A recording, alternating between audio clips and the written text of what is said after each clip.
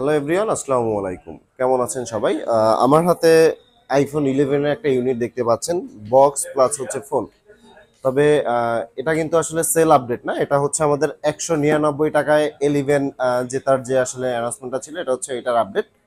তো আপনাদের জন্য কিন্তু ফোন অলরেডি রেডি হয়ে গেছে 199 টাকায়। যারা আসলে ফোন নিতে চান বা হচ্ছে আমাদের লাইক কমেন্ট বা শেয়ার করতেছেন আমাদের ভিডিওগুলো, তাদের জন্য কিন্তু 11টা প্রস্তুত হয়ে গেছে।